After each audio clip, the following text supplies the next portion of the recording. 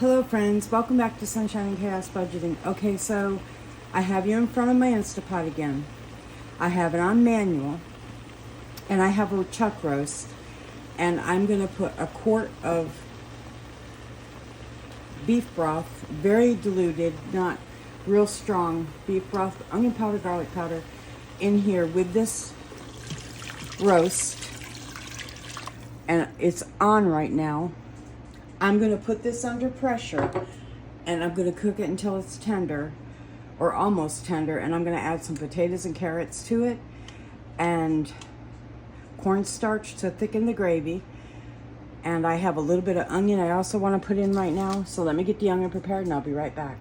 Okay, I had a large onion, and I have half of it left, and I'm going to add that in here too, that I just cut up into, so it can break up, and it's going in here also.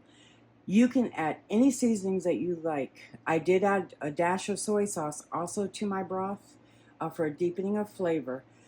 And then that's about it. Garlic, onion powder, a dash of soy sauce, and just a little bit of beef bouillon to give it a nice flavor. I'm going to put this under pressure, so let's do that now. So I'm going to lock it in place. Make sure this is where it can seal, and now it's on. Let me also check, because I did this with the spaghetti sauce. I'm going to check and make sure my seal's in place from washing it. Okay, now it's on, and it's going to come up to pressure, and then it's going to do 40 minutes. I'm going to bring it off of pressure, add my potatoes and my carrots, and put it back under pressure for 10 minutes, and everything should be done. I'll bring my potatoes and carrots out and thicken the broth. I'll bring you step by step through that so that you can see, I'll bring you through the steps of me taking it off pressure, adding the potatoes and the carrots, putting it back under pressure for 10 minutes, and bringing it off pressure with a quick release, and bringing my potatoes and carrots out and thickening the gravy, and dinner will be done. So it's going to go under pressure right now for 40 minutes. So we'll be back. Okay, I'm coming in just to let you all know I can't move my lid. It's locked in place really secure, and it's going to start a timer for 40 minutes. And let me show you what I did with my potatoes and carrots. I just have them cut. I try to do as close to similar size as I can so they cook evenly. And I have them sitting in cold water ready to go, and I'm going to cover them with a plate just to protect them until I get ready to cook them. They're going to go in last. The onion and the roast are the only things in there right now for flavor with the broth. And I did a quart of broth, so I get lots of gravy. So that's what I'm doing so far. Okay, I want to let you know too, if you're new to cooking, the reason you put your whole potatoes and your carrots in water, cold water, and then cover them, you don't want anything flying in. But the other thing is oxidation. When if you've been cooking a long time, you know what that is. Things turn brown. Your potatoes will turn brown if you just leave them uncovered with no water. This keeps them fresh until you're ready to cook them. All right, we'll be back after 40 minutes. All right, it's just started its time. It's went from 40 down to 39 already. It's under pressure. When it comes off pressure, remember, it's going to go to the L000, I think it is, low. That means it's coming off pressure on its own. Or you can do a quick release, which means this little, let me show you. Sorry, y'all. This little knob right here, you're going to turn it over, and it's going to release all the pressure. And once it does, this lid will be able to be removed. And once you remove it, you turn it, and you open it away from your face, okay? Because you're going to get a really hot sauna bath if you don't, steam. And it's going to be very hot, and it could hurt you. So anyway, that's what it's doing right now. It's on 39 minutes, all right? And it's under pressure. I'll be back, though. All right, friends, I have turned off the Instapot. I've brought it off pressure. As you can see, it's turned to the side, and the pressure's now lowering. It's not ready quite yet to open. And when I do open it, I'm going to open it away from me. Meaning I'm going to pull up on the lid and I'm going to pull it, you know, just let the steam go that way, away from me. So give it just a few minutes and we will be back. All right, y'all. The little thing, the pin has went down. I can turn the lid now. Turn it like that. Watch, see that steam? We don't want that hitting us in the face. And sometimes with a Instapot, that pressure inside there will cause like little mini eruptions, so we don't. Okay, the roast is not ready to, it's still tough. I'm going to go ahead and put it for another maybe 15-20 minutes. Then I'll add the potatoes. I don't like where it's at yet. I want it to fall off, like be able to be pulled apart. I want it nice and tender. So I'm going to hit manual again. And I'll just let it, I got the setting so it's right in the middle. If you can see it. That means it's going to go back under pressure. And it's going to continue to cook under pressure because it's not ready yet. We'll be back. Okay, y'all, it's coming off pressure again. I think I set it for 40 minutes, and I came in and it was at 16. So we're letting it come off pressure again. I'm going to check it. It's going to go back under pressure for at least 10 minutes, even though the roast will be done. It'll just make it more tender. I'll add the carrots and the potatoes, put it under pressure for 10 minutes, and that should make the potatoes good and done. And the carrots will be plenty done. And then when I bring it off pressure the next time, I'll add a cornstarch equivalent of water cornstarch and make a slurry and thicken the gravy, and dinner will be done. So I'll bring you back when we get to that point because you can hear it. It's still under pressure, definitely won't move, and it's still hissing. So we'll be back in a few minutes. Okay, y'all, it's still under pressure. So she's not moving yet. Give me a few more minutes. I want to come in while I'm waiting on this to come off pressure and explain, when I make a roast for Bobby and I make extra potatoes and carrots because it's a leftover lunch too. So we can get, between us, maybe 4 to 6 meals off a roast. So this is really worth it for us. It's 6 meals. So that's a blessing. And I praise the Lord for His goodness and His provisions. We're waiting for this to come off pressure, and then I'm going to add these potatoes and carrots, put it back under pressure, like I said, for 10 minutes, and then I'm going to do a quick release, take the potatoes out, add my cornstarch slurry, thicken my gravy, and dinner will be done, and I'm so excited for a roast.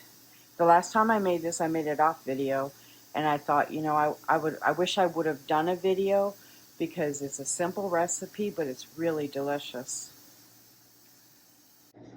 All right, y'all, it just came off pressure. Remember that the liquid in here can erupt up. It's going to be boiling, boiling hot. Turn it like this and away from you. And do it slow so that it has time to, because it just came off pressure, it can be a little volatile. It's hot. So let's see where we are.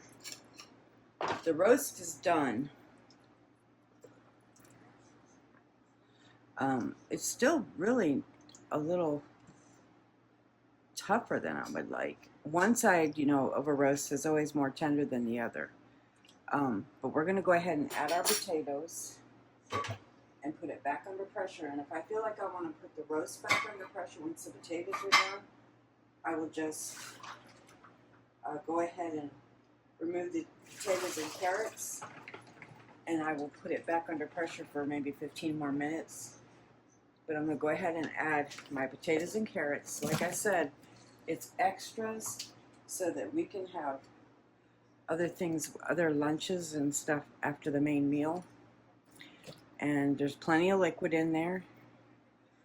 And can you see it? Yeah, you can see it really good. All right, so now we're going to put the lid back on, and we're going to put it under pressure for 10 minutes.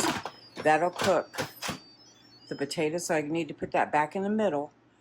And then I'm going to turn it back on, and where it says 40 minutes, I want to take that down to 10.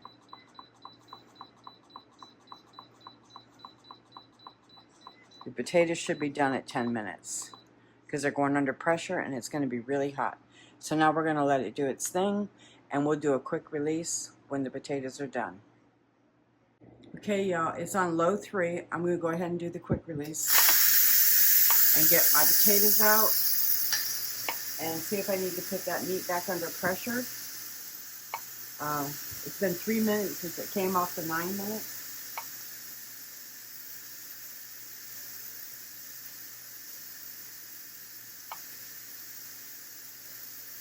So give me just a minute. Let this come off pressure, y'all. Alright, so it's come off pressure. Remember, we're doing the same thing. We're opening slow and we're letting that steam come off a minute. And we're going to take the lid off and check our potatoes. They look very done. They are. We're going to go ahead and get them out and my carrots out and try to keep all the broth in there for the gravy.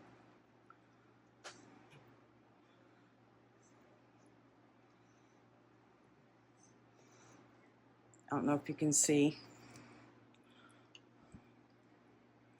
Carrots are nice and tender. Ooh, see that? That's what I mean by eruptions. See, there's a lot of pressure in there. That's a good example of that bubbling up on you. And it can be worse, so always be careful. Bobby wanted whole potatoes tonight. We had mashed last night with pork chops. And I didn't make a video on that, but we had smothered gravy pork chops with mashed potatoes and roasted carrots. And tonight we're eating the last of our big bag of carrots. And we've really enjoyed that bag of carrots. It was yummy. I'll probably buy another bag. They're really nice to have on hand for fried rice and things like that. The potatoes are nice and done. Remember, there's some onion in here. Yeah, that's still very hot in there. The roast may not have to go back under pressure, which would be really nice to have it done. Looks like some of my potatoes might have broke up. That one did. Yep, see? Must have been a smaller potato.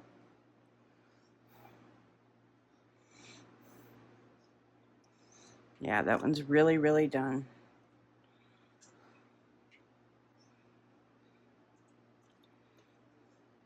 But that's okay. Let me just test this corn.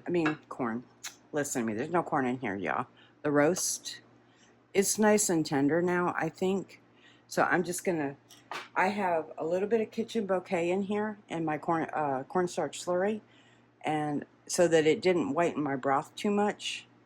And my gravy, I'm going to get that in there and let that thicken.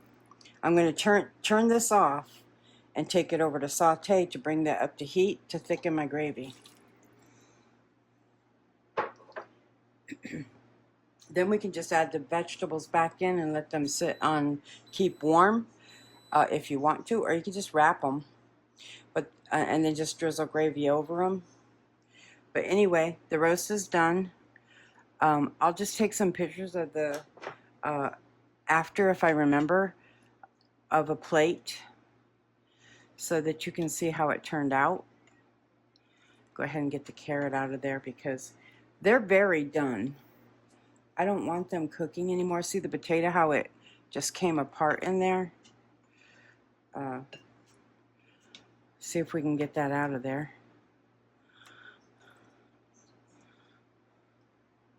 Some of that, it was probably just a small potato that just couldn't hold up under all that pressure. So try to keep them uniform. But anyway, I'm going to let this come up to a boil and or a simmer and thicken. I might need to add a little bit more cornstarch because it's more broth than sometimes I have. It's about a quart plus the juices off of the meat and vegetables. So I'll wrap my vegetables, but I'll make a plate in a little bit to show you all what it turned out like. I'm turning the video on for you to see how tender the roast is now. Look, it's falling apart. I'm going to let it sit here and rest while the gravy thickens. And then I'm going to slice it up into strips, you know, serving size pieces for us. But there you have it, y'all. There's the roast. It's nice and tender. Pulling apart, see that? Okay, so we're just going to let it rest a few minutes while the gravy is boiling. And we can add a little more cornstarch if we need it. But I want to wait a minute and see if it thickens enough to be a good gravy. I don't want it crazy thick. All right, y'all. But I'll show you some pictures. I love y'all. Have a wonderful night. And I'll just put some after pictures, plated food, so you can see what it turned out like. I hope you have a wonderful evening, morning, day, whatever time you watch this video. Remember, Jesus loves you. He's coming soon, so let's be ready. God bless you, and I'll see you on the next video.